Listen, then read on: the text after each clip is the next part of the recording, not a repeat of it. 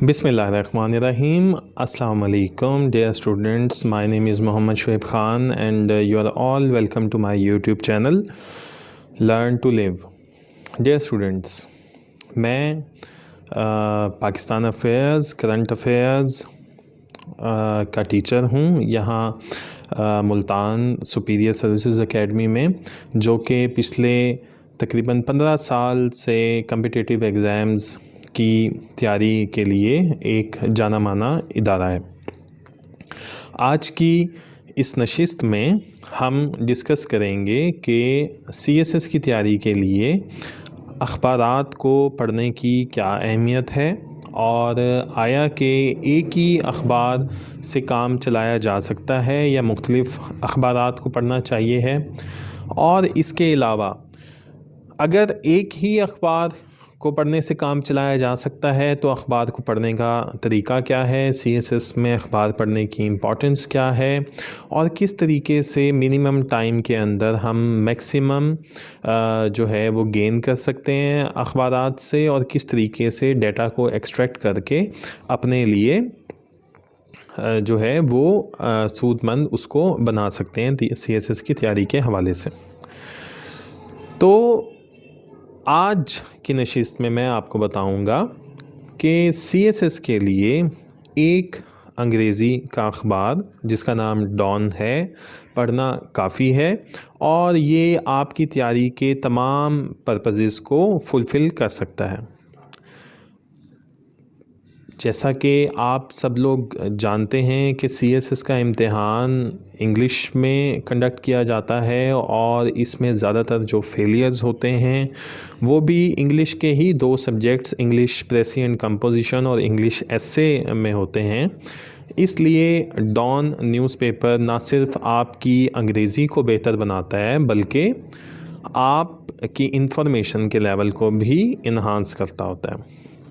और dear students, इस पाकिस्तान के अंदर मेरा ये मानना है कि दो ही किस्म के लोग रहते हैं, एक वो जिनको अंग्रेज़ी आती है और दूसरे वो जिनको अंग्रेज़ी नहीं आती।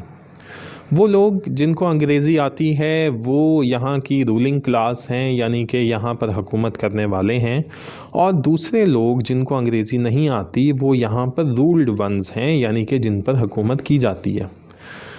डॉन न्यूज़पेपर को पढ़ना CSS की तैयारी के लिए बहुत ज़रूरी है, क्योंकि अगर कोई शख्स ये समझता है कि वो डॉन पढ़े बिना CSS क्वालिफ़ाई कर सकता है या अच्छे मार्क्स लेकर इंटरव्यू भी क्वालिफ़ाई करके एलोकेशन इंश्योर कर सकता है, तो मेरे हिसाब से वो शख्स ख़यालों की दुनिया में रह रहा है।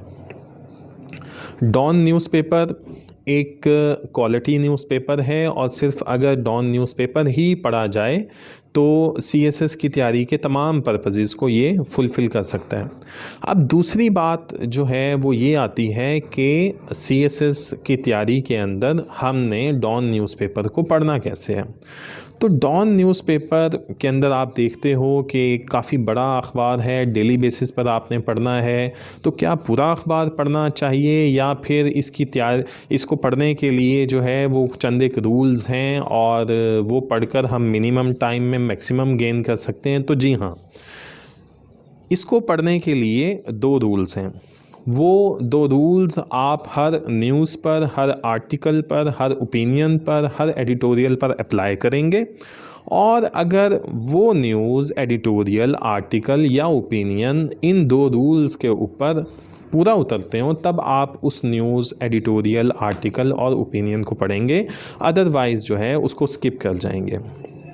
इनमें पहले नंबर पर जो रूल है वो ये है कि वो न्यूज़, आर्टिकल, एडिटोरियल, ओपिनियन जिस इशू के मुतल्लिक है वो इशू पूरी नेशन को अफेक्ट करता हो, यानी कि अगर इकोनॉमी के मुतल्लिक कोई न्यूज़ आ रही है, एडिटोरियल आ रहा है, एजुकेशन के मुतल्लिक आ रहा है, एनर्जी क्राइसिस के मुतल्लिक आ रहा है, वुमेन के मुतल्लिक आ रहा है, मिनॉरिटीज़ के इश्यूज़ के मुतल्लिक आ रहा है, जो अभी आप देखते हो कि पूरे पाकिस्तान में सियासत में एक हिजान की कैफियत जो है वो पूरे मुल्क में चल रही है, पीडीएम के जलसे चल रहे हैं हुकूमत के अगेंस्ट।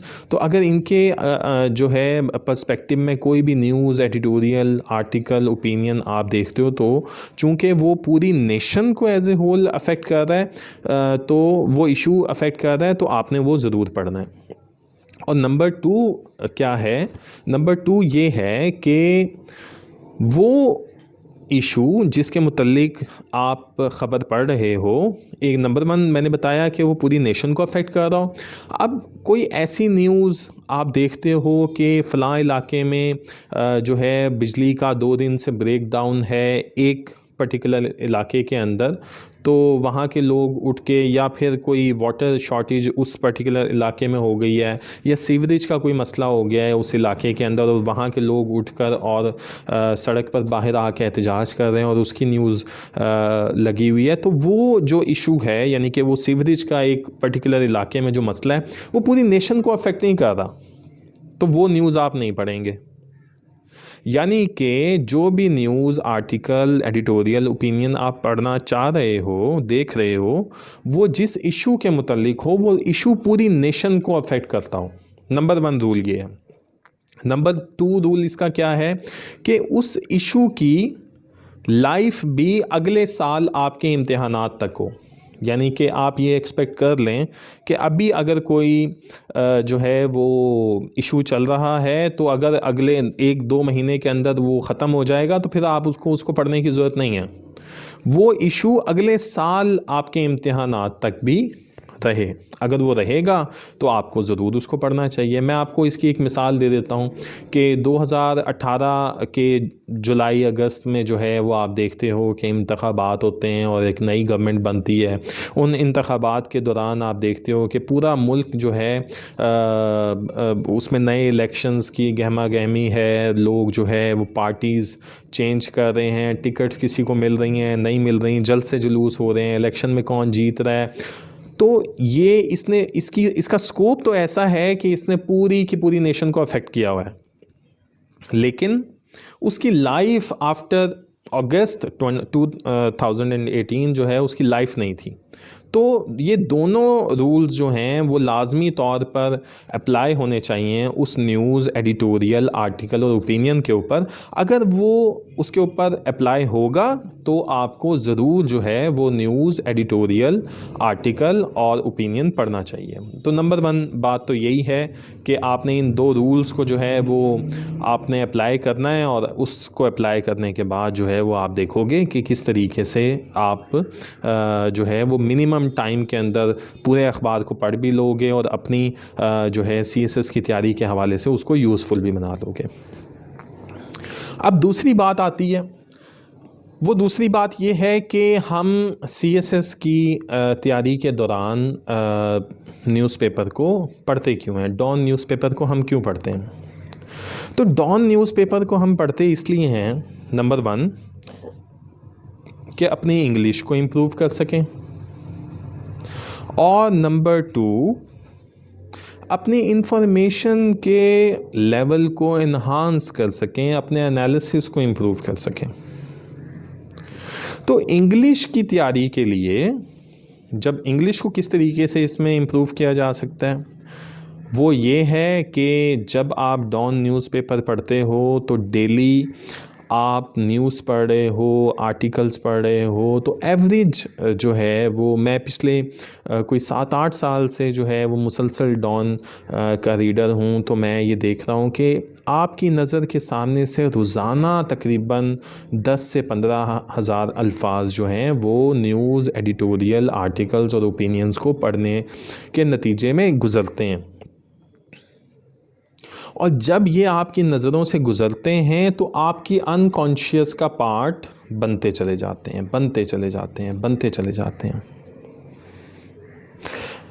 मैं आपको इस चीज़ को इंश्योर करके बता सकता हूँ कि आज के दिन आप अपना कोई पीस ऑफ राइटिंग लिखिए किसी भी टॉपिक पर, 1 2 3 पेजेस पर, और आप 6 महीने मुसलसल डॉन पढ़िए।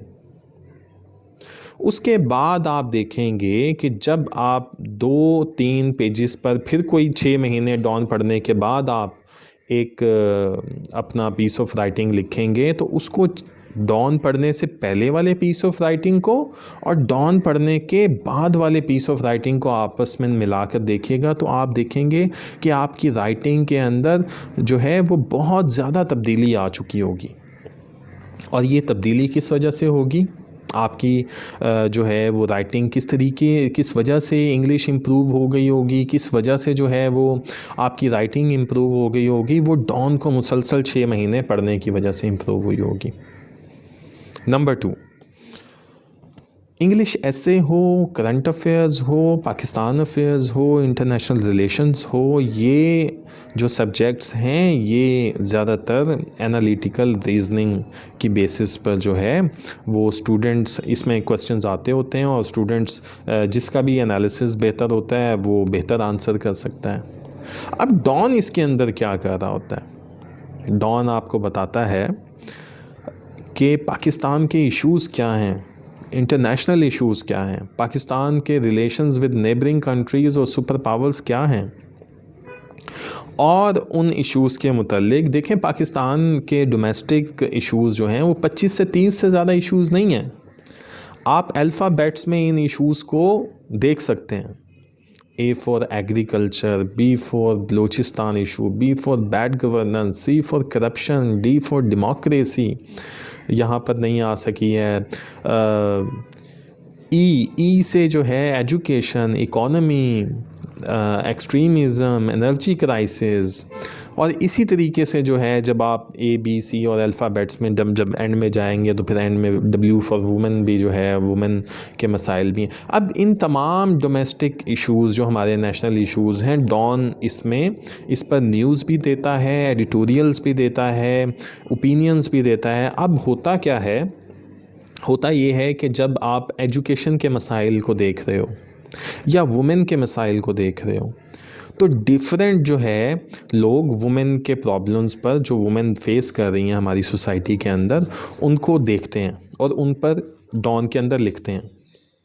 अब एक्सपर्ट ओपिनियन जो है आप देखते हो कि एक IA रहमान जो हैं वो लिख रहे हैं वुमेन के इश्यूज़ पर, इसी तरीके से जो है वो शीरी मज़ारी भी लिख रही हैं वुमेन के इश्यूज़ पर। इसी तरीके से आप देखते हो कि कोई और जो है वो पब्लिक फ़िगर भी वुमेन के इश्यूज़ पर लिख रहा है। इसी तरीके से आप इकॉनमी पर देखते हो कि इकॉनमी पर साकिब शिरानी लिख रहे हैं, शाहिद कारदार लिख रहे हैं, ठीक है। तो ये लोग जो हैं जब डिफरेंट इश्यूज़ पर डिफरेंट लोग जो हैं वो ओपिनियंस लिख रहे होते हैं, तो आप एक बंदे की ओपिनियन देखते हो, दूसरे की ओपिनियन देखते हो, तीसरे का एनालिसिस देखते हो, चौथे का एनालिसिस देखते हो, तो आपका अपना एनालिसिस जो है वो एनरिच होना शुरू हो जाता है। और इस तरह से आहिस्ता आहिस्ता आहिस्ता आहिस्ता आपकी अंग्रेज़ी भी बेहतर होती रहती है और आपका एनालिसिस भी जो है वो बेहतर होता रहता है।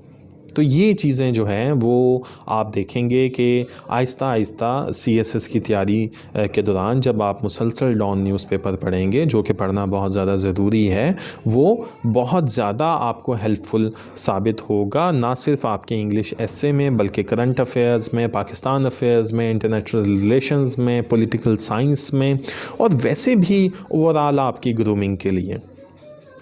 तो अब इसके बाद हमने ये भी देख लिया कि डॉन की CSS के हवाले से इम्पोर्टेंस क्या है, और डॉन न्यूज़पेपर जो है वो हमने पढ़ना किस तरीके से है कि कम टाइम में ज़्यादा से ज़्यादा जो है वो इफ़ेक्टिवली हम इससे फ़ायदा उठा सकें। अब हम आते हैं अगले स्टेप की तरफ कि डॉन न्यूज़पेपर हमें क्या क्या चीज़ें प्रोवाइड करेगा। डॉन न्यूज़पेपर नंबर 1 तो आपकी इंग्लिश को इम्प्रूव करेगा, आपको डिफरेंट इश्यूज़ के मुतालिक जो हैं वो फैक्ट्स एंड फिगर्स फ़राहम करेगा। आपको डिफरेंट किस्म के एक्सप्रेशंस वहाँ से मिल जाएंगे कि अगर आपकी जो अंग्रेज़ी है वो इतनी ज़्यादा कोई जिसे कहेंगे कि एलीट नहीं भी है या बहुत बेहतर नहीं भी है, तो फिर भी आप उन एक्सप्रेशन से अपनी राइटिंग को जो है वो बेहतर बना सकते हो। और तीसरे नंबर पर आपका एनालिसिस जो है वो इम्प्रूव करेगा। तो फैक्ट्स एंड फिगर्स की जब हम बात करते हैं तो फैक्ट्स एंड फिगर्स में क्या होता है, फैक्ट्स एंड फिगर्स में जो है डिफरेंट इश्यूज़ के मुतालिक डॉन बता रहा है, जैसे कि वुमेन के इश्यूज़ के मुतालिक अगर बात हो रही है तो वुमेन पर बता रहा है कि women are the 52% of the total population of this country, कि 52% हैं पूरी जो है वो नेशन का, रिसेंटली जो सेंसस हुई है उसके मुताबिक।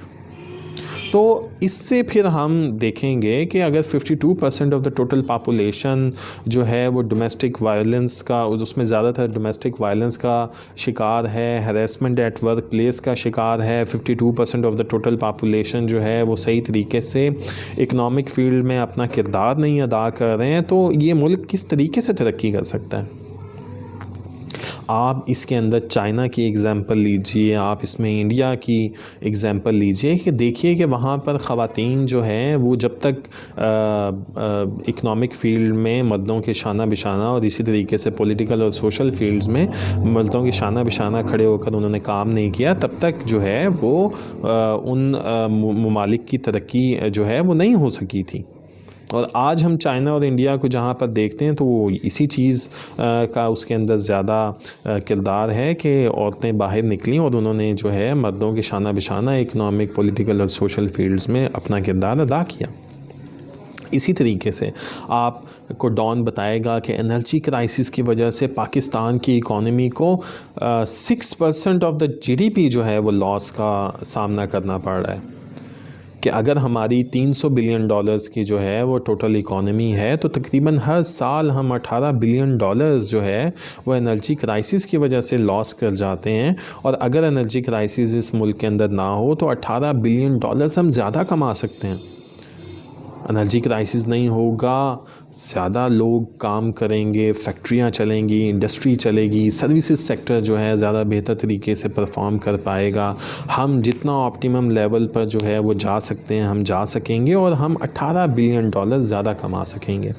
इसी तरह के जो फैक्ट्स एंड फिगर्स जो डिफरेंट इश्यूज़ के मुतालिक हैं वो भी आपने डॉन से लेने हैं, जो डिफरेंट जगहों पर आपके काम आएंगे। और इसके बाद जो है वो एक्सप्रेशंस पर हम बात करते हैं कि अगर किसी की इंग्लिश जो है वो बहुत एक सिंपल इंग्लिश है तो ठीक है, उसमें भी कोई इतना मज़ाइके वाली बात नहीं है, लेकिन उस इंग्लिश को भी आप किस तरीके से इम्प्रूव कर सकते हैं और उसको बेहतर करके दिखा सकते हैं, उसके लिए डॉन डिफरेंट एक्सप्रेशंस जो हैं वो अपने यहाँ पर यूज़ करता होता है। और वो एक्सप्रेशंस आप कॉपी कर लें, वहाँ से 100-200 एक्सप्रेशंस वहाँ से ले लें और उसको डिफरेंट तरीके से अपनी राइटिंग के अंदर यूज़ करें तो आपकी राइटिंग बेहतर हो जाएगी। जैसा कि एक एक्सप्रेशन है, corruption is the stumbling block in the way of a prosperous country. Stumbling block यहाँ पर यूज़ हुआ। और इसके बाद एक और हम देखते हैं, inflation has broken the backbone of the poor. Broken the backbone, गरीब की कमर तोड़ दी है। तो ये भी एक एक्सप्रेशन है जिसको आप मुख्तलिफ तरीके से अपनी राइटिंग के अंदर यूज़ कर सकते हो। इसके बाद the government had done nothing over the past 4 years to heal the wounds inflicted on Balochistan. Heal the wounds, ठीक है, हील द वुंड्स। तो इसको आप जो है वो मुख्तलिफ अंदाज से अपनी राइटिंग के अंदर यूज़ कर सकते हैं इन एक्सप्रेशंस को। इसके बाद हम आ जाते हैं एनालिसिस के ऊपर। अब एनालिसिस, क्रिटिकल एनालिसिस बुनियादी तौर पर क्या चीज़ होती है? ये आपका अपना ओपिनियन होता है किसी एक सब्जेक्ट के बारे में। जैसा कि मैंने आपको पहले बताया कि डिफरेंट लोग जो है वो डॉन न्यूज़पेपर के अंदर अपनी एक्सपर्ट ओपिनियन और एडिटोरियल्स जो हैं वो जो है वो लिख रहे होते हैं। तो एक ही इशू के मुतल्लिक डिफरेंट एक्सपर्ट्स जो हैं वो लिख रहे हैं, और जब वो लिख रहे हैं तो आप डिफरेंट लोगों को पढ़कर, यानी कि डिफरेंट एक्सपर्ट्स को पढ़कर अपना एक ओपिनियन बना लेते होते हैं। मिसाल के तौर पर कैपिटल पनिशमेंट, मौत की सज़ा। जब भी यहाँ पर चाइल्ड अब्यूज़ का कोई केस आ जाता है, वुमेन रेप का कोई केस आ जाता है, जैसा कि आपने देखा होगा कि फेमस मोटरवे केस या चाइल्ड अब्यूज़ का जो ज़ैनब केस था, उसके अंदर आपने देखा होगा कि जब भी इस तरह के कोई केसेस आते हैं तो लोग बात करते हैं ओपन हैंगिंग की, कैपिटल पनिशमेंट की, फांसी की सज़ा, फांसी दे दो, चौक पर लटका दो और लटका रहने दो उसकी बॉडी पर। और इस तरीके से जो है वो यहाँ के लोग इस तरह के काम नहीं करेंगे और यहाँ हमारे माशरे से रेप और चाइल्ड अब्यूज़ का ख़ात्मा हो जाएगा। अब डॉन इस पर क्या बात करता है? एक एक्सपर्ट की ओपिनियन आएगी कि होना चाहिए, कैपिटल पनिशमेंट होनी चाहिए। दूसरे एक्सपर्ट की बात आएगी और दूसरा एक्सपर्ट आपको कहेगा कि नहीं, कैपिटल पनिशमेंट इसलिए आपको ज़्यादा अपील कर रही है कि ये अभी है नहीं आपकी सोसाइटी में। आहिस्ता जब कैपिटल पनिशमेंट यहाँ पर चौकों पर लोगों को फांसी की सज़ा दी जाएगी तो शुरू के अंदर लोग जो है वो उससे डरेंगे और आहिस्ता यूज़ टू हो जाएंगे, इम्यून हो जाएंगे और फिर लोगों को डर नहीं लगेगा। जैसा कि आप देखते हैं कि एक डॉक्टर जब पेशेंट आपके सामने एक पेशेंट के जिस्म पर कोई कट लगाता है तो आपको डर लगता है, आप देख नहीं सकते हो खून निकलता हुआ। लेकिन वही डॉक्टर जब बार बार उस पेशेंट का ऑपरेशन करता होता है तो फिर वो उससे इम्यून हो जाता है, यूज्ड टू हो जाता है और उससे उसको ज़्यादा फ़र्क नहीं पड़ता। कैपिटल पनिशमेंट की भी यही बात है कि जब आपके सामने चौकों चौराहों पर लोगों को लटकाया जाएगा आप इम्यून हो जाएंगे। ये तो इस चीज़ की एक पर्सपेक्टिव है। और दूसरा पर्सपेक्टिव जो है वो ये है कि जो फर्स्ट वर्ड है वो अब कैपिटल पनिशमेंट के तकरीबन अगेंस्ट है। और वो क्यों अगेंस्ट है? वो इसलिए अगेंस्ट है कि कैपिटल पनिशमेंट जो है वो एक इर्रिवर्सिबल एक्ट है। आप किसी की जान ले लेते हो और कभी कहीं बाद में जाकर अगर कोर्ट के सामने कोई ऐसे शवाहिद आते हैं कि वो बंदा तो बेकसूर था, तो फिर आप उसको रिवर्स नहीं कर सकते, फिर आप उसकी ज़िंदगी को दोबारा वापस लौटा नहीं सकते। इसलिए फ़र्स्ट वर्ड ये कहती है कि कैपिटल पनिशमेंट नहीं होनी चाहिए।